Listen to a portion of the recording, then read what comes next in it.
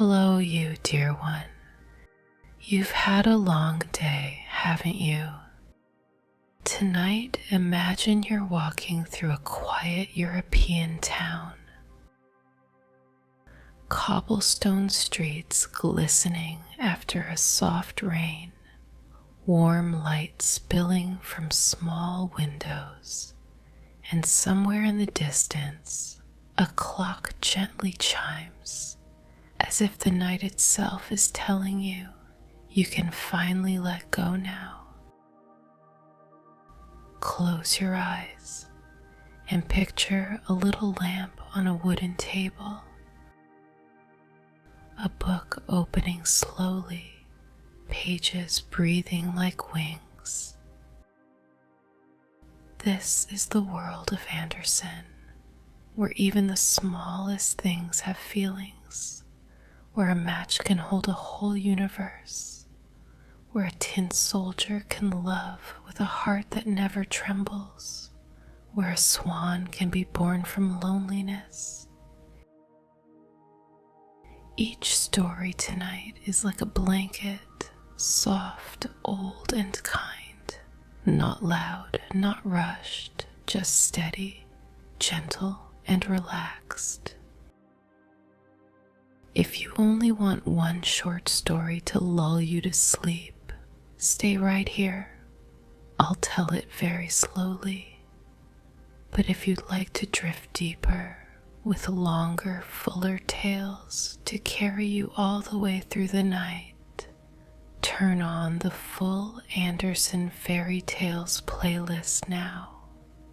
The town will stay quiet, the lamplight will keep glowing, and the stories will keep walking beside you until you disappear into sleep.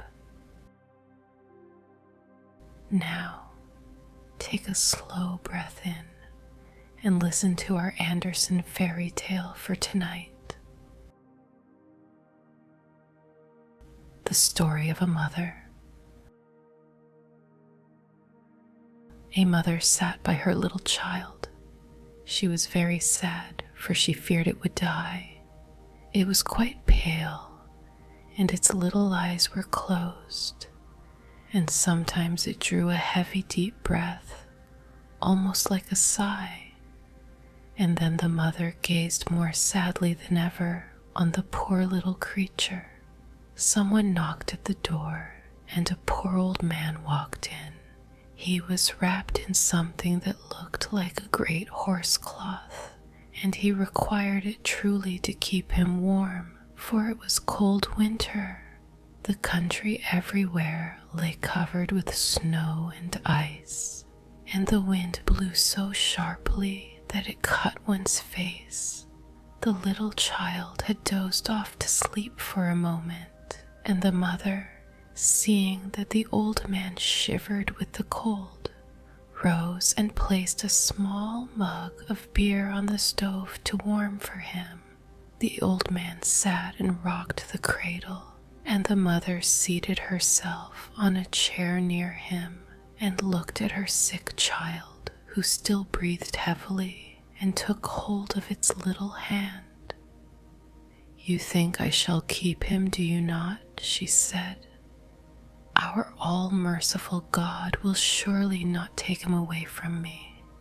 The old man, who was indeed death himself, nodded his head in a peculiar manner, which might have signified either yes or no, and the mother cast down her eyes, while the tears rolled down her cheeks.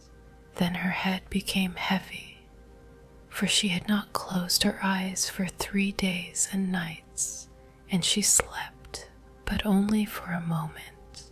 Shivering with cold, she started up and looked around the room. The old man was gone, and her child, it was gone too.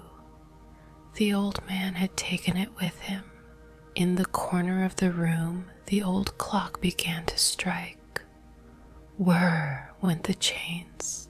The heavy weight sank to the ground, and the clock stopped, and the poor mother rushed out of the house calling for her child. Out in the snow, sat a woman in long black garments, and she said to the mother, "Death has been with you in your room. I saw him hastening away with your little child. He strides faster than the wind and never brings back what he has taken away." "Only tell me which way he has gone," said the mother. "Tell me the way, I will find him." "I know the way," said the woman in the black garments. "But before I tell you, you must sing to me all the songs that you have sung to your child. I love these songs. I have heard them before. I am night, and I saw your tears flow as you sang. I will sing them all to you," said the mother. "But do not detain me now. I must overtake him and find my child." But Night sat silent and still. Then the mother wept and sang and wrung her hands. And there were many songs and yet even more tears, till at length Night said, "Go to the right into the dark forest of fir trees, for I saw Death take that road with your little child." Within the wood, the mother came to crossroads, and she knew not which to take. Just by stood a thorn bush. It had neither leaf nor flower, for it was the cold winter time, and icicles hung on the branches. "Have you not seen Death go by with my little child?" she asked. "Yes," replied the thorn bush, "but I will not tell you which way he has taken until you have warmed me in your bosom. I am freezing to death here and turning to ice." Then she pressed the bramble to her bosom quite close, so that it might be thawed, and the thorns pierced her flesh, and great drops of blood flowed. But the bramble shot forth fresh green leaves, and they became flowers on the cold winter's night. So warm is the heart of a sorrowing mother. Then the bramble bush told her the path she must take. She came at length to a great lake, on which there was neither ship nor boat to be seen. The lake was not frozen sufficiently for her to pass over on the ice, nor was it open enough for her to wade through, and yet she must cross it if she wished to find her child. Then she laid herself down to drink up the water of the lake, which was of course impossible for any human being to do. But the bereaved mother thought that perhaps a miracle might take place to help her. "You will never succeed in this," said the lake. "Let us make an agreement together which will be better. I love to collect pearls, and your eyes are the purest I have ever seen. If you will weep those eyes away in tears into my waters, then I will take you to the large hothouse where Death dwells and rears flowers and trees, every one of which is a human life." "Oh, what would I not give to reach my child," said the weeping mother, and as she still continued to weep, her eyes fell into the depths of the lake and became two costly pearls. Then the lake lifted her up and wafted her across to the opposite shore, as if she were on a swing where stood a wonderful building many miles in length. No one could tell whether it was a mountain covered with forests and full of caves, or whether it had been built. But the poor mother could not see, for she had wept her eyes into the lake. "Where shall I find Death, who went away with my little child?" she asked. "He has not arrived here yet," said an old gray-haired woman who was walking about and watering Death's hothouse. "How have you found your way here, and who helped you?" God has helped me, she replied. He is merciful. Will you not be merciful too? Where shall I find my little child? I did not know the child, said the old woman, and you are blind. Many flowers and trees have faded tonight, and death will soon come to transplant them. You know already that every human being has a life tree or a life flower, just as may be ordained for him. They look like other plants, but they have hearts that beat. Children's hearts also beat. From that, you may perhaps be able to recognize your child. But what will you give me if I tell you what more you will have to do? I have nothing to give, said the afflicted mother, but I would go to the ends of the earth for you.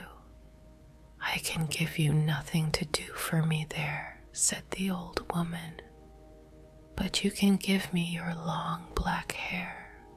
You know yourself that it is beautiful and it pleases me. You can take my white hair in exchange, which will be something in return. Do you ask nothing more than that? Said she. I will give it to you with pleasure. And she gave up her beautiful hair and received in return the white locks of the old woman.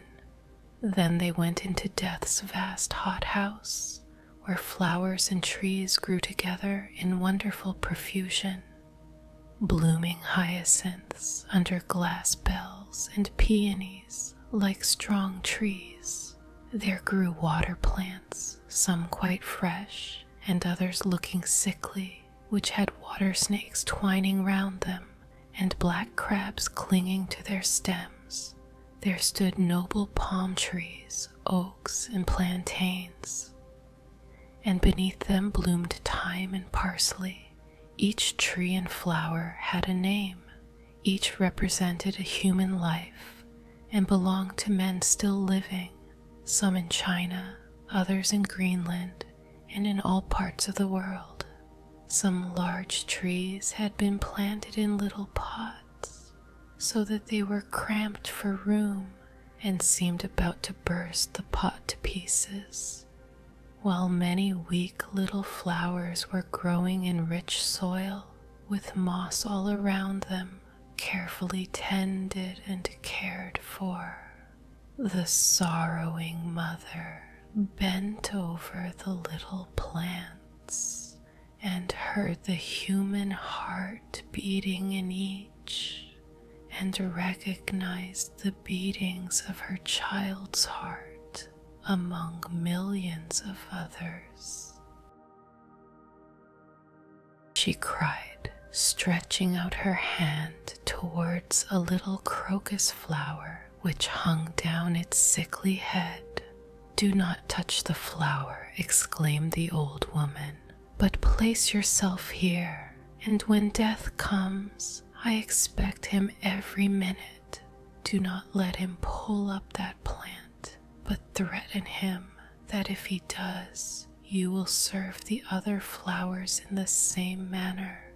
This will make him afraid, for he must account to God for each of them. None can be uprooted unless he receives permission to do so.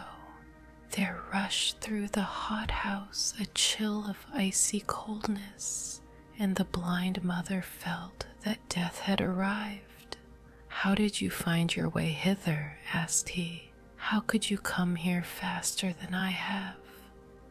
I am a mother, she answered, and Death stretched out his hand towards the delicate little flower, but she held her hands tightly round it and held it fast at same time with the most anxious care, lest she should touch one of the leaves.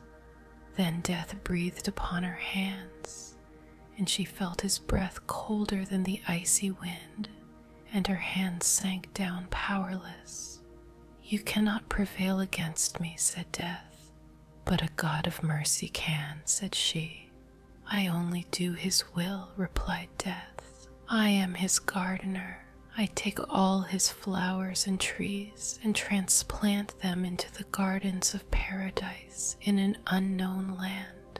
How they flourish there and what that garden resembles, I may not tell you. Give me back my child, said the mother, weeping and imploring, and she seized 2 beautiful flowers in her hands and cried to Death, I will tear up all your flowers, for I am in despair. Do not touch them, said Death. You say you are unhappy. And would you make another mother as unhappy as yourself? Another mother, cried the poor woman, setting the flowers free from her hands. There are your eyes, said Death. I fished them up out of the lake for you. They were shining brightly, but I knew not they were yours. Take them back. They are clearer now than before. And then look into the deep well which is close by here. I will tell you the names of the 2 flowers which you wish to pull up, and you will see the whole future of the human beings they represent and what you are about to frustrate and destroy. Then she looked into the well, and it was a glorious sight to behold, how one of them became a blessing to the world, and how much happiness and joy it spread around. But she saw that the life of the other was full of care and poverty, misery and woe. Both are the will of God, said Death. Which is the unhappy flower, and which is the blessed one, she said. That I may not tell you, said Death, but thus far you may learn that one of the 2 flowers represents your own child. It was the fate of your child that you saw, the future of your own child. Then the mother screamed aloud with terror. Which of them belongs to my child? Tell me that. Deliver the unhappy child. Release it from so much misery. Rather take it away. Take it to the kingdom of God. Forget my tears and my entreaties. Forget all that I have said or done. I do not understand you, said Death. Will you have your child back? Or shall I carry him away to a place that you do not know? Then the mother wrung her hands, fell on her knees, and prayed to God, grant not my prayers when they are contrary to thy will, which at all times must be the best. Oh, hear them not. And her head sank on her bosom. Then Death carried away her child to the unknown land. And that is the story for tonight. If you're still awake, don't fight it. Just let the silence do what it was made to do.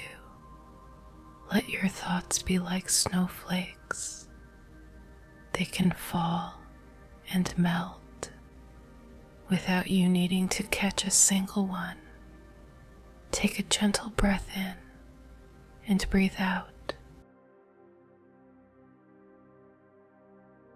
as if you're closing a book, softly, carefully, knowing it will still be there tomorrow. But tonight, you don't have to hold anything. Sleep well. Tonight, you are safe in the quiet, and little by little, you can soften until you're gone into sleep.